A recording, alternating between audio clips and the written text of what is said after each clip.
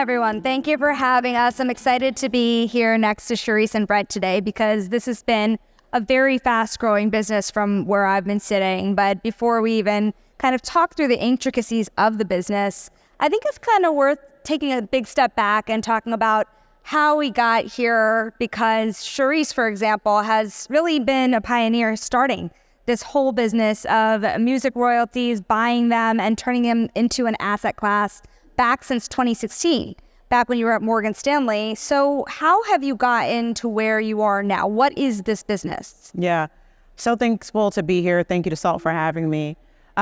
Look, music, like anything else, is an asset that is indexed to the human experience. So when you think about the fact that as I was walking through the lobby, I heard 2 or 3 of the titles that we own in our portfolio playing, it is really an experience that everybody experiences every day, multiple times a day.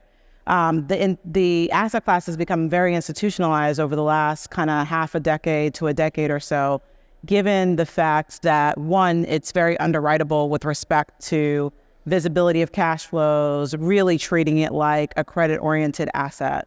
And then fast forward to 2020 when we were able to securitize the first pool of music rights since the Bowie bonds in November of 2020. So because of the long duration, perpetual nature of the asset, i.e., many of us still listen to Fleetwood Mac. Fleetwood Mac was released over 40 years ago.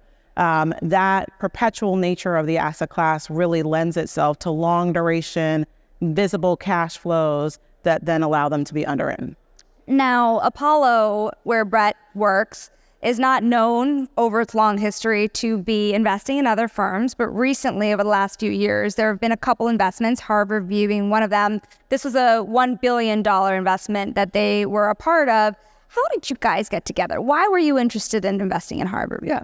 So one of the funny things about working in a very, very big firm is, it shocks people that we don't know everything. In fact, there's a lot we don't know. There's a lot of expertise that doesn't sit in our 4 walls. And so sometimes the best way to do your business is to partner with somebody who really, really knows theirs. And we were incredibly fortunate to meet Sherrese as she was starting HarbourView. We had known you from your days at Tempo. And what we said, look, we could try to build this ourselves, which is going to take forever and has a 50-50 chance of success. We could try to acquire somebody, but that comes with its own set of issues. Or we could partner with somebody who's got a tremendous idea, has the tremendous ability to execute, and has deep industry contacts and connections, and is really focused on long-term growth and preservation of capital. So for us, the right answer was actually to partner and to lever this incredible wealth of knowledge. And Sherrese had a really focused and thought out business plan. She had a full team ready to go. And it made for a very, very seamless experience for us. Now, I want you both to be very, very specific, because you hear music, you hear credit, you hear asset-backed finance, you hear all of these kind of buzzwords, but very specifically, how do you get from Brad Paisley on the radio or Fleetwood Mac or even an artist who is no longer alive into a steady stream of cash flows that all of a sudden look fixed income-like? Yeah. I mean, it's a good question. Again, back to, I guess, quick snap poll. How many people in the audience have interacted with music at some point today? Whether you heard it on the loudspeaker, you played it to get your kids out of bed, you went to the gym, you went to Starbucks, etc. Every single time any single one of us engages with music, whether we're doing so actively or passively, that is a transfer of economic value. Then you take that and compound that with the fact that it's not like we let music go. Think about the things that were the soundtrack to your life, the things that were at your wedding or at your baby shower or at your high school graduation. These things travel with us over time. It's the same reason why one of my favorite albums of all time is Songs in the Key of Life by Stevie Wonder. It was written in 1976. That's 48 years old today, and we still play it. We don't play it the same way that when something's immediately released and you play it all the time, or it's marketed and you hear it all the time, but you do engage with it. When you own the underlying IP, every single time we have that engagement with music on the front end as a consumer, no matter what it is that we're listening to, that economic transfer of value comes back to the IP holder. So these perpetual long duration visibility of cash flows, particularly in an era where all of these cash flows are now digitized, i.e., you play it on streaming. And then when we see the information, we see all of the transactional at source information that gets you cash data that you can then transpose, you can then project, you can then compare it to historical behavior, and then it gives you that visibility on the long duration of cash flows. I'd say the last thing that people don't really even sort of see is that I buy a music catalog today, or I close tonight. The next payment period, I immediately start getting cash. So it is immediately a cash yielding, income producing asset. Where does this fall into your portfolio? You run asset-backed finance, and of course, a lot of people consider this as one of the hottest new portions of the private credit world. So where does music entertainment fall into all that? Sure. So music and entertainment falls into the financial asset side of our asset-backed business. But what's amazing about it is actually something Sherrese said. The raw royalty itself behaves like a bond. You can then take that raw royalty and you can turn it into different types of bonds. You can create a senior off of it. You can create a mezzanine. You can create a residual. You can tailor the investor experience to exactly what they want. And so when you have this incredibly long-lived cash flow, you actually have unlimited structuring flexibility alongside of it. And so it sits in our opportunistic accounts. It sits in our asset-backed accounts. It sits in our insurance company. It's actually very, very adaptable to the investor experience. And you can create returns from, 7% all the way up to teens and beyond. And so if you want a fixed income instrument, music can behave like a fixed income instrument. If you want something that has a little bit more yield, though, music actually appreciates in value over time. You don't need to bet on taste and style for it to appreciate. It naturally appreciates because content, as I'm sure Sherrese will tell you, content is queen, but it's also unique. Right? There is an unlimited amount of it. And so something that has some scarcity value, something that has intrinsic value to it, has a natural appreciation. And we like that because that gives inflation protection. There's also, it sounds like, a very significant underwriting component to this, because if the music doesn't live on, if the artist does not remain popular, if it's not played at a kid's birthday party and on the radios, then it sounds like you can't really make that money back on it. Yeah. So how do you underwrite the artists of tomorrow? Yeah, it's a great question. We, I think, probably uniquely relative to our peer set, have built a real quantitative risk analytics program to how it is that we underwrite. So we are not betting on taste and tone, even though I promise you, we'll send around the playlist to this entire audience. There'll be fun things. There'll be things that you love in there. There'll be artists that you admire.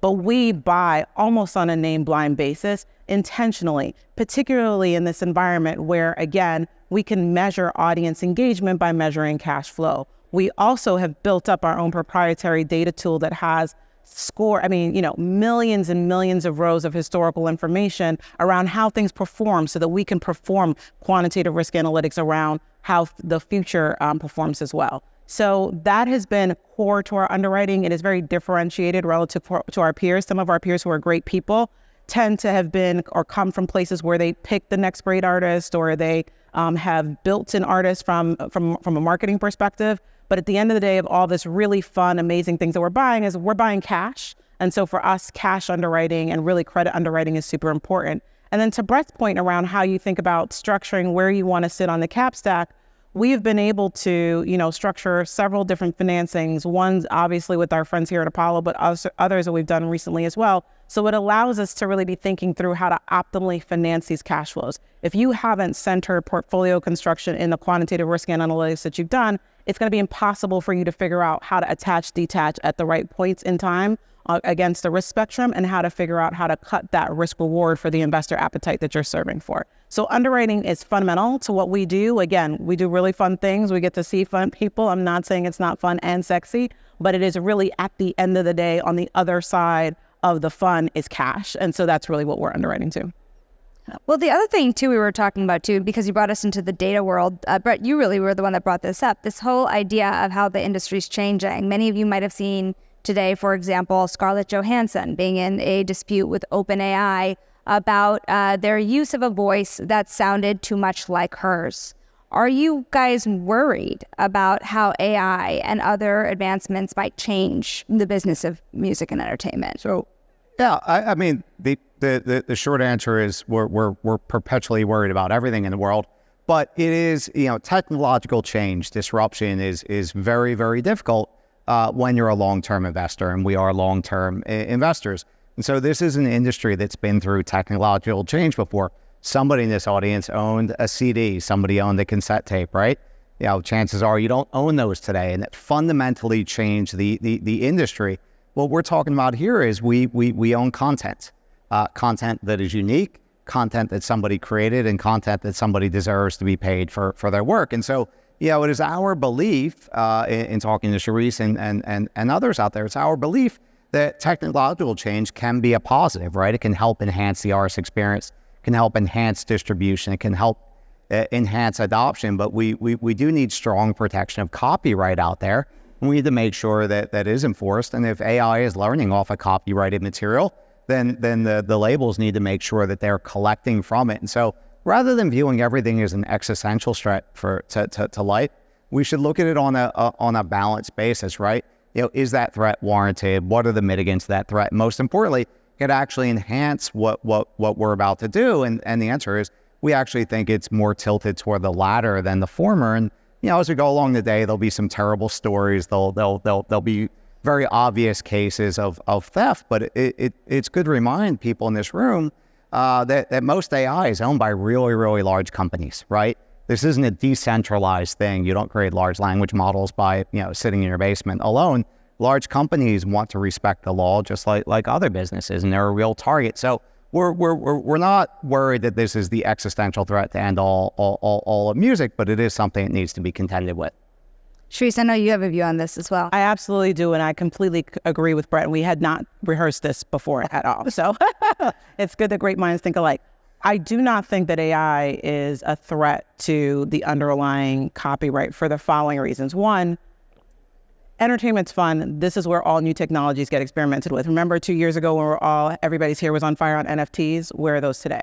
So this is always a place, or remember ringtones, like nobody's using ringtones anymore. This is always a place that new technology is experimented with first. But new technology against content has always opened doors for more value creation and more exploitation over time. So let me give you an example of where efficiency has been created. There was a K-pop band last year. It was announced that they recorded a new album. On the back of recording that new album, typically that K-pop band would maybe only do Korean and maybe English language, let's say. They used generative AI to basically recreate that album in 60 languages. Talk about a really efficient way to use AI to support artists and fandom. The other reason that I think that AI is going to be more additive than it will be harmful is that truly when we then think about, this is where it all gets squishy. I'm totally the math girl when it comes to music, but where it gets squishy is when you think about your experience with music as a human being, that is so much more emotional. Like, we're all Swifties, not because it's the greatest music since sliced bread, but don't ask my 12-year-old, she probably thinks it is. But it's that you're wrapped in the fandom of who Taylor Swift is, of what her experience is, how she talks to her audience. And so much of storytelling, music creation is about that last mile in the human experience, that a generative model just naturally, because human experience continuously and anthropologically evolves, cannot necessarily keep up with. So I'm bullish on the fact that AI will create more leverage over time and more efficiency over time, but there'll be things along the way, and copyright laws are pretty strong, and so it'll be protected. I'm glad you brought up the Swifties, because one of my favorite stories about HarbourView is not the deals that they've done, but the deals that they didn't do. And one of them in particular is Taylor Swift. Why? Why was that not something you wanted to pursue aggressively? Yeah, and to be clear, that deal came up when I was at Tempo, and the reason really is because the following is the ethos of our firm. We are partnering with creators around IP. It is not in our ethos to be adversarial to artists. We want to be partners to them in creating really great IP that will then have a long tail and monetization around it. In that particular instance, at that particular moment in time, she was pretty vocal to everyone who would listen, which maybe not a lot of people were listening, that she didn't want to not participate in the economic transfer value at the time. And so for us, it just felt like an adversarial situation that wasn't worth necessarily engaging in, just because that's not our positioning. Our positioning is, even for artists that go to sell, we never ambulance chase. We don't chase somebody and force them to sell at a time before they're ready. We, again, I feel like we're long-term investors. We'll be here if they want to sell in 10 years. We'll close it next week if they want to sell it next week. It is fundamental to who we are to really be partners with this creative ecosystem as we continue to build capital to support their work. You know, it's interesting, Bret, I think you brought this up the other day as well, this whole idea that the relationship part of this is an important aspect. The last time I saw Sherrese, she was at iConnections flying to the Grammys. And so perhaps how is this business different from traditional credit businesses, finance businesses? Yeah. So there's a lot that's similar and there is a bunch that's different. But the one thing that is tried and true is you never win a transaction without trust, right? People want to trust you. It's rarely the lowest price or the tightest terms that win anything. It's the person that management trusts, the seller trusts. There's a relationship there. And a lot of our business is about building good relationships, whether it's the relationship we build with Sherrese, the relationship she built with artists and advisors, the relationships we build with financiers. It really is all about trust in that regard. And then the second thing is it's about being level-headed, right? Not getting caught up in taste and style, not getting caught up in the hot dot for the moment. You can apply this to anything that you do, whether it's an individual, an artist, a type of investment, or otherwise. And then the third is, right, you really do need to dig down to the data. It's still an underwrite. It's still an investment, right? We're not at the casino. We're not in the game of hope and prayer. We're in the business of making investments for a living. And so you have to keep your head about you. That's where it's all the same. Now, where is it different? Well, it's different because it is unique. You can't look at two music deals and compare them side by side the same way, right? You have to really get into what rights do you own? How do you own them? Whose are they? Who can compete with them? How long are they? Where are they exploitable? Where are they not? It's a much different type of underwrite than just looking at company A and company B and comparing them on a leverage metric. And this is where the expertise comes in. This is why you need good partners. This is why you need good operators, because it isn't something you just sit back and collect your money. You actually need to operate. Well, to that end also, what's interesting is both of you have kind of been on the ground floor of building, frankly, capital markets around this asset class, to the point that your firm recently just got essentially $500 million financing package recently, including from one of your largest rivals, KKR. Yep. And so how are, for both of you, the capital markets starting to form around this asset class? Yeah, no, it's a great question. One of the things that is probably not as visible to large-scale kind of asset managers, private equity firms, is the prevalence of the commercial banking market. The commercial banking market has been actively investing in entertainment libraries, film libraries, music libraries for the better part of the last 20 years. So that market has actually been pretty fulsome. We've used that market pretty efficiently to finance the business. What's been exciting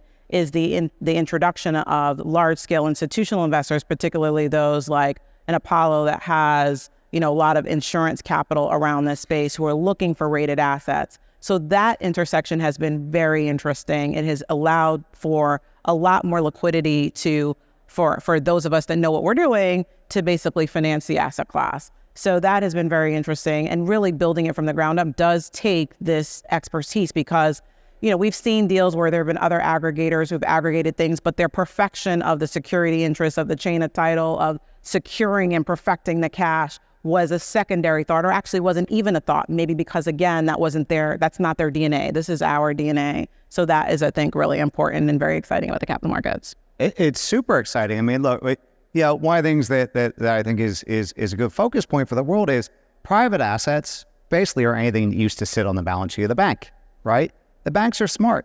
Investment banks are smart. Commercial banks are smart. They invest their money well, but they are funded with short-term deposit and they don't lend super long. And so the capital markets and the private markets in particular, and folks like us, provide that stability of capital that businesses have prediction, help them grow, help them finance with certainty going forward. And so this is just an evolution of what's going on. The banks had the expertise, they still do. They provide a much needed and valuable service. But if you want long-term financing, you want certainty in good markets and bad, private markets and capital markets are ultimately where you need to go to. And when assets mature, and I think while music may be not like a teenager, but it's definitely the music financing market's like a kid that can walk. right? It's mature enough that it can be handled in this market. It can be term financed, and that allows us to win and Sherrese to win. Yep, absolutely. We have to leave it there. I know we could talk through stories about every catalog that you've bought, but it's been a joy to interview both of you today, and thank you all for having us. Yes, thank you guys.